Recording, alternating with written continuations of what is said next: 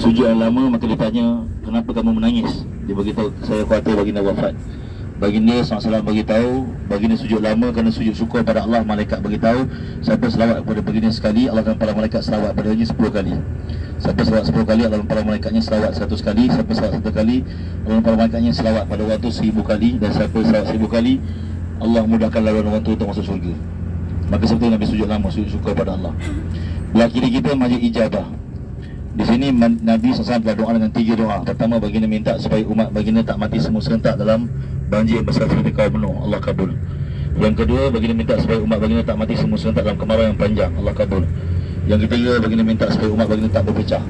Yang doa ini tak dikabulkan Allah Subhanahu Wa Taala.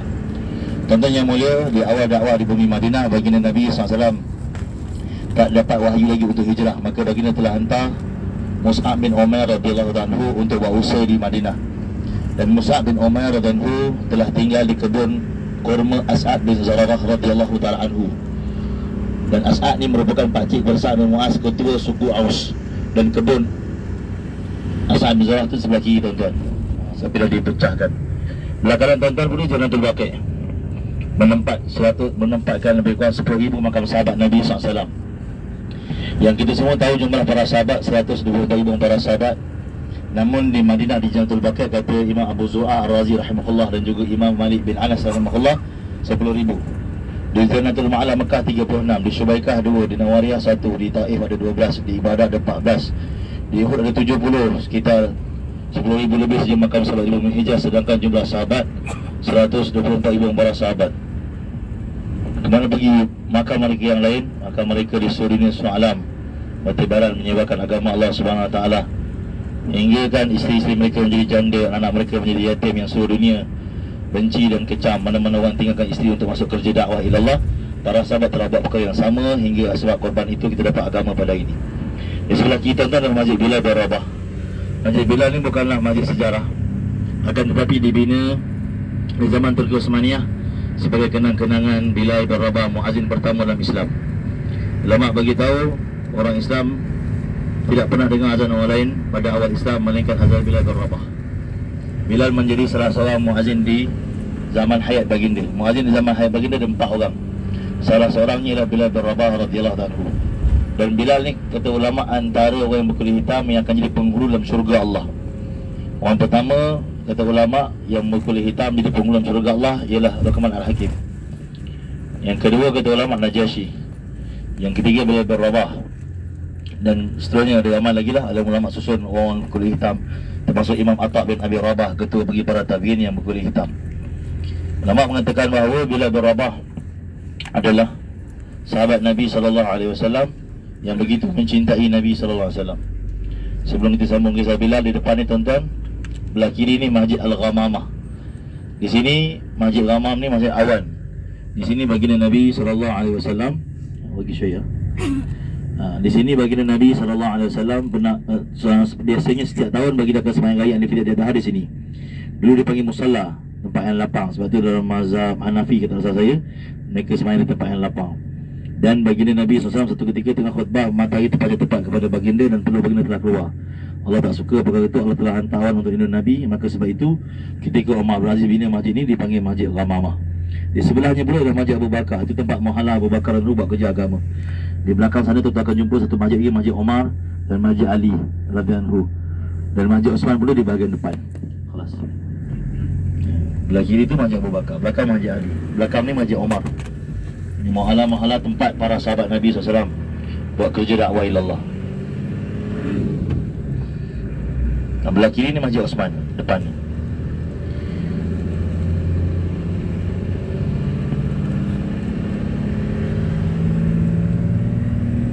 Belah kanan ni pasar kurma, kalau tuan ingat, tinggal kenangan je, dah habis roboh dah. Dah dipecahkan dah, pasar kurma tak ada dah. Belah kiri ni Masjid Osman. Baik, kemudiannya depan tu Masjid Bilal bin Rabah. Jadi ulama mengatakan bahawa Bilal bin Rabah satu orang berkulit hitam yang diangkat menjadi muazzin di zaman hayat Nabi SAW. Di kala masyarakat Arab ketika itu bangga dengan asabiah mereka, sehingga ada di kalangan orang mengatakan kepada Bilal, ya banatas sauda, wahai anak bagi perempuan hitam. Nabi begitu tidak suka kepada asabiah, perkauman, mengesahkan diri lebih mulia daripada orang. Perkara ini Nabi tak suka. Dulu kita dengar ada pejuang di Afrika nama Nelson Mandela. Dia perjuangkan dasar apartheid. Baginda Nabi SAW awal lagi telah mengangkat orang berkulit hitam menunjuk adilnya Islam. Ulama beritahu Bilal bin Rabah menjadi muazzin hingga hari kewafatan Nabi SAW. Selepas wafatnya baginda Bilal tak mampu nak azan lagi. Kerana rindu dan sayang kepada baginda Nabi SAW, maka Bilal telah minta izin untuk hijrah tinggalkan Madinah. Kerana kenangan bersama baginda di Madinah telah menyebabkan Bilal jadi resah sepanjang keberadaan di bumi Madinah. Maka Bilal telah tinggalkan Madinah dan telah hijrah pergi ke Syam, buat usaha dakwah di sana. Nak bagi tahu satu ketika dalam Tarikh Dimash, Imam Ibn Asakir rahmatullah tulis, satu malam Bilal mimpi. Yang dengan mimpi itu Bilal telah menjerit, terbangun daripada tidur. Baginda beritahu kepada Bilal radhiyallahu anhu, mafhum, ya Bilal ma hadzal jafa lima lam tazurni. Wahai Bilal, apakah yang telah mengeraskan hatimu hingga engkau tak datang ziarah aku lagi? Maka Bilal telah menangis dari rasa takut ditinggalkan oleh Nabi di akhirat. Maka Bilal telah lepas perjalanan yang panjang, hampir lebih kurang 2000 km. Perjalanan yang jauh tidak terasa jauh kerana perjalanan yang rindu kepada Nabi SAW. Sehingga Bilal sampai berdekatan dengan Madinah, kelihatan gerbang Madinah. Masuk di lorong-lorong Madinah mengingatkan kenangan Bilal bersama dengan Nabi SAW. Bilal menangis dari isak-isak sehingga depan makam Nabi Bilal telah beri salam, Assalatu wassalamu alaika ya Rasulullah, dalam keadaan suaranya serak-serak. Sahabat telah bertanya, wahai Bilal, kenapa engkau menangis? Apakah dosa yang telah kau buat? Bilal beritahu, aku takut ditinggalkan Nabi di akhirat. Maka kata sahabat, wahai Bilal, janganlah kau risau. Sesungguhnya engkau adalah orang yang telah mendapat jaminan Nabi SAW, orang yang cinta dan rindu kepada baginda. Bahkan air mata yang mengalir kerana rindu kepada baginda, orang itu tak akan ditinggalkan oleh Nabi di akhirat. Selesai kata ulama, Bilal berhenti menangis. Datang Hasan dan Husain dan minta Bilal radhiyallahu azan. Bilal tak mampu nak tolak permintaan cucu baginda, walhal sebelum itu telah diminta oleh para sahabat untuk azan. Bilal radhiyallahu telah naik di tempat yang biasa dia naik. Dilihat ke bawah dan dia menangis. Mula sahabat bertanya, wahai Bilal, kenapa kau menangis? Bilal beritahu, waktu Nabi ada, aku tengok bawah. Di bawah ada baginda. Namun saat ini aku tengok bawah yang hanya ada pusara baginda. Bilal telah laungkan azan, Allahu Akbar, Allahu Akbar. Telah keluar daripada rumah-rumah orang Madinah, lelaki, wanita, orang tua, kanak-kanak, dan berhamburanlah air mata membasahi pipi mereka. Lalu mereka bertanya, adakah baginda SAW hidup kembali? Adakah baginda SAW hidup kembali? Kerana azannya Bilal mengingatkan kami pada hari-hari indah kami bersama dengan Nabi SAW. Imam Ibn Asakir mengatakan bahawa tidak ada air mata yang membanjiri kota Madinah selepas hari wafatnya Nabi, melainkan pada detik saat Bilal bin Rabah melaungkan azan. Tuan-tuan yang dimuliakan Allah Subhanahu Wa Taala, sejauh manakah cinta kita pada Nabi SAW? Adakah hari-hari dalam doa kita, dalam salawat kita mengalirkan air mata kerana rindu kepada baginda Nabi SAW? Di Masjid Jumaat. Lawak beritahu, orang yang cinta pada Nabi tak akan ditinggalkan oleh Nabi di akhirat. Kerana baginda beritahu, al-mar'u ma'aman ahabba anta ma'aman ahbabta. Setiap orang akan bersama orang yang dicinta. Maka siapa yang cinta pada baginda tak akan ditinggalkan oleh baginda di akhirat. Tuan-tuan yang dimiliki Allah Subhanahu Wa Taala, kita mendekati satu masjid namanya Masjid Jumaat. Masjid Jumaat ini juga dipanggil Masjid Wadi Atikah. Dan di sini terdapatnya satu wadi namanya Wadi Atikah. Dan kampung ini adalah kampung Bani Salim bin Auf. Dalam Ma'alim Madinah disebutkan kampung Bani Salim bin Auf ni termasuk dalam kampung suku Aus. Suku Aus tinggal di kawasan Kuba. Adapun Khazraj tinggal di kawasan tempat Masjid Nabawi sekarang, itu Bani Najjar. Di sebelah kiri kita depan tu tuan-tuan tengok ada satu masjid yang dibina. Masjid itu dibina di zaman Turki Osmaniyah. Dulu tapak itulah tempat di mana baginda Nabi SAW bersama para sahabat telah tunaikan solat Jumaat yang kali pertama. Sebab itu bila masjid ini dibina, diletakkan nama dengan nama Masjid Jumaat. Tuan-tuan yang dimuliakan Allah Subhanahu Wa Taala, ulama mengatakan bahawa bijaknya dakwah Nabi SAW sehingga kan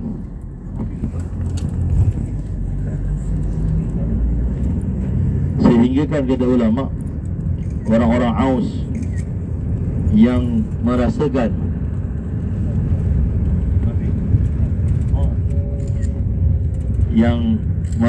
mereka bukan keluarga Nabi SAW pun Nabi santuni, kerana Hazraj merupakan sebahagian dari keluarga Nabi.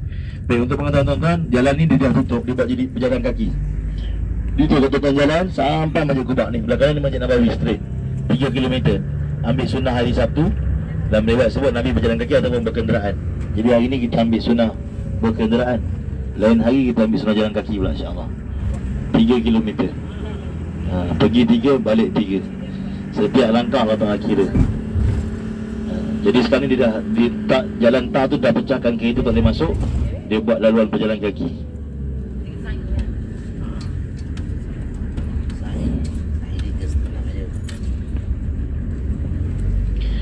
Baik, jadi kata ulama, bijaknya dakwah Nabi SAW, baginda telah menyantuni orang-orang Aus. Kerana bila Nabi sampai di Bir Ali di Zulkhulaifah, baginda boleh buat keputusan baginda nak masuk daripada arah mana. Namun baginda Nabi SAW telah masuk daripada arah Quba, sedangkan baginda boleh terus pergi ke kampung Bani Najjar, yang di sana keluarga Nabi daripada suku Hazraj telah menanti Nabi, menyambut Nabi. Dan baginda juga tahu di kampung Quba juga ada suku Aus yang dikatakan Sa'ad bin Mu'az sedang menanti Nabi. Adapun suku Hazraj dipimpin oleh Sa'ad bin Ubadah. Kata ulama, kedua-duanya sedang menanti Nabi SAW untuk menyambut baginda. Namun daripada satu sudut, satu pihak, Hazraj merupakan keluarga baginda, adapun Aus bukan keluarga baginda, dan mereka baru saja disatukan dalam Islam. Maka bijaknya dakwah Nabi SAW, Nabi masuk daripada kampung Aus, sehingga orang Aus begitu terkesan dengan ikram baginda Nabi SAW terhadap mereka. Ulama mengatakan 5 perkara Nabi buat di kampung mereka yang menyebabkan Aus telah bagi nyawa lebih ramai daripada Hazraj untuk dakwah ilallah. Aus telah bagi nyawa untuk agama lebih dahsyat, kata ulama, daripada Hazraj. Kenapa? Nabi telah beli jiwa mereka, beli hati mereka, win heart. Nabi telah memenangi hati mereka. Itu dakwah ilallah. Ulama kata 5 perkara Nabi telah buat. Apa dia? Pertama, kampung pertama Nabi masuk lepas hijrah, kampung mereka, kampung Quba. Yang kedua, solat 2 rakaat pertama Nabi buat selepas hijrah di kampung mereka, kampung Quba. Yang ketiga, rumah pertama Nabi malam di Madinah ialah rumah ketua kampung mereka, Kalsum bin Hadam. InsyaAllah kita akan pergi. Yang keempat, Nabi telah bina masjid pertama dalam Islam di kampung mereka, Masjid Quba. Dan yang kelima, solat Jumaat pertama yang Nabi tunaikan dalam Islam, baginda tunaikan di kampung mereka, iaitu di kampung Bani Salim bin Auf. Maka orang Aus begitu cinta kepada baginda sehingga mereka beritahu, Tala'al badru alaina, telah datang bulan purnama kepada kami, min saniyatil wada'. Masuknya baginda di Quba ni daripada laluan saniyatil wada'. InsyaAllah kita akan pergi. Wajaba syukru alaina, wajib kami orang Madinah bersyukur. Kata almarhum Kiai Azran Taiful Abdullah rahimahullah, mada'a lillahi da, kerana selagi mana adanya orang menyeru manusia pada Allah, selagi mana ada orang menyeru manusia pada Allah, kata Kiai Azran, selagi itu orang Madinah kena syukur pada Allah. Kerana datangnya dakwah ilallah telah merubah kota Yasrib yang mana penuh penyakit, telah berubah menjadi sebaik-baik kota, sehingga baginda beritahu, Al-Madinatu khairul law kanu ya'lamun, Madinahlah bumi yang terbaik kalau kamu tahu. Ini sebab perubahan berlaku hanya kerana langkah gerak kerja dakwah Nabi SAW. Allah telah ubah sehingga wabak dan penyakit yang ada di Madinah telah keluar daripada mana dan takkan datang sampai hari kiamat. Jadi insyaAllah tuan-tuan, kita mendekati Masjid Quba. Dan hari ini hari Sabtu, biasanya orang ramai. Jadi kita bagi masa insyaAllah lebih kurang dalam 10 minit. Sebab hari ini kita rancang nak pergi banyak tempat yang orang pernah pergi, yang orang tak pernah pergi pun insyaAllah kita akan pergi. Dan kita telah hubungi beberapa tempat untuk kita booking tempat tu untuk kita masuk. Sebab ada setengah tempat yang tak boleh, orang luar tak boleh masuk. Jadi kita kena hubungi wakil kat dalam tu. Jadi lepas 10 minit insyaAllah kita berkumpul untuk kita pergi ke tempat lain insyaAllah. Dan hari ni hari Sabtu, biasanya orang Saudi akan ramai datang. Dan kalau ada rezeki, biasanya Habib Zain bin Sumaid yang dipanggil Syafi'i Saghir, Imam Syafi'i kecil, Biasanya dia akan semayang di sini waktu sekitar 7-7:30 macam ni, biasanya dia ada. Anaknya nama Syed Omar bin Zain, dia pernah buat daurah di markas. Anak dia Kalkun. Baik tuan-tuan, belakang ni Masjid Quba dah lain dah. Dulu ada jalan raya sana, sekarang tak ada dah. Baru 2 tahun kita tak datang, dah lain dah, Masya Allah.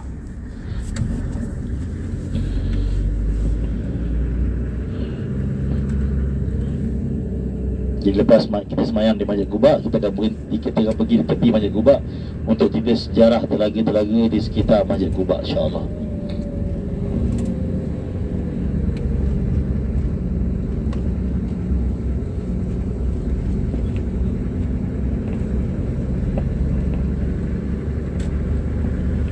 Kalau dapat kita bergerak sama-sama, insya-Allah, supaya kita dapat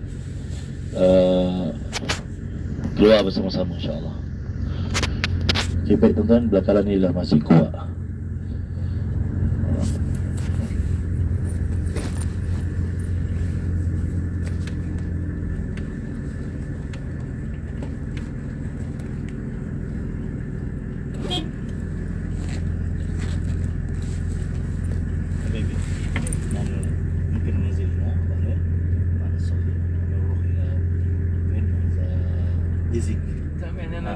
أنت استنى هنا. تمام. Bila pastikan tak ada barang berharga tertinggal. Sebab lepas ni coaster ni akan pergi ke Izik tu, kita akan jalan kaki ke sana, insya-Allah.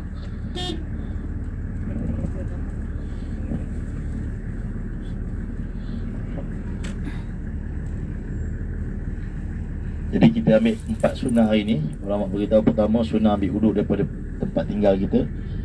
Yang kedua, berkenderaan ataupun berjalan kaki. Yang ketiga, datang hari Sabtu. Yang keempat, tunaikan solat di Masjid Quba. Ganjaran dia pahala 1 umrah, Masya-Allah. Masjid yang keempat dari segi ganjaran yang terbesar dalam Islam. Pertama Masjidil Haram, kedua Masjid Nabawi, ketiga Masjid Aqsa, keempat Masjid Quba. Alhamdulillah.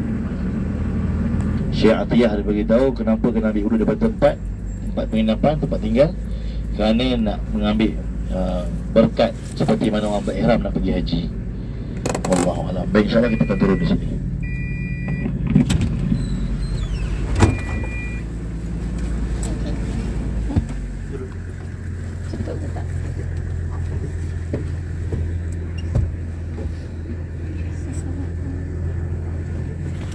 Sekejap.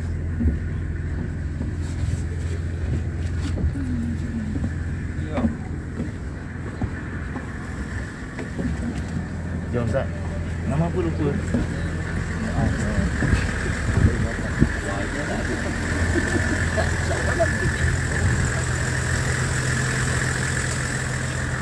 هذا انا طيب ابو احمد اغتب استريح بعد استريح Ya, insya-Allah.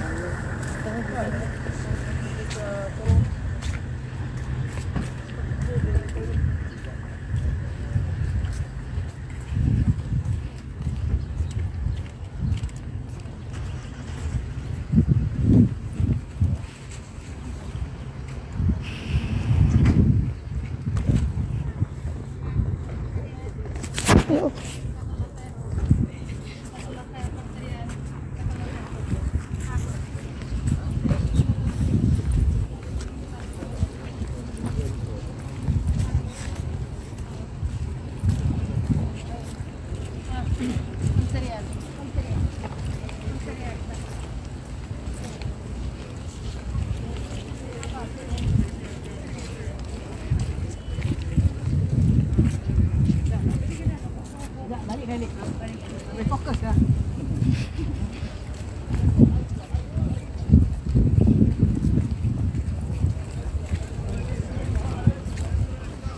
Tak mahu banyak lepas nak solat lagi jap. Oh? Lepas kita tak nak.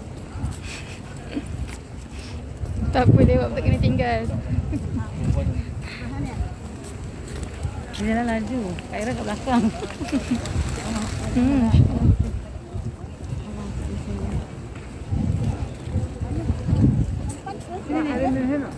Belakang.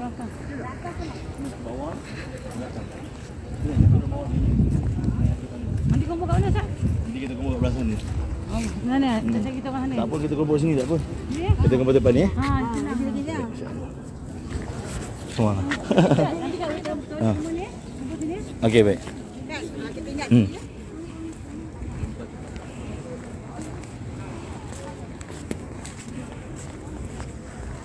Oh, naik sini mana?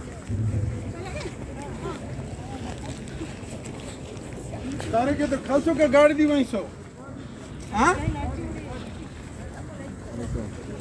Jom.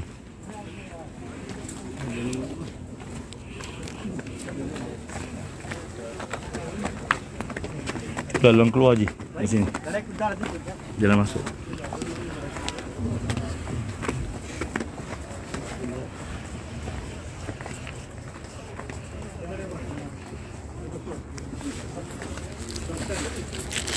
Buka tawakal nak.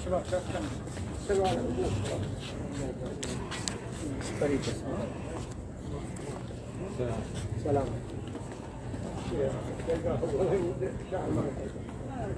بس كمان كمان ما راسته راسته بيساب جلدي جلدي الله الله يرضى عليك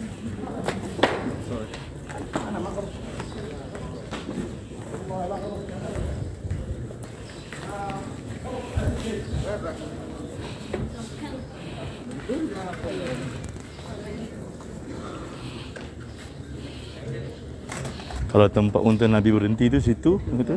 Dengan depan sana.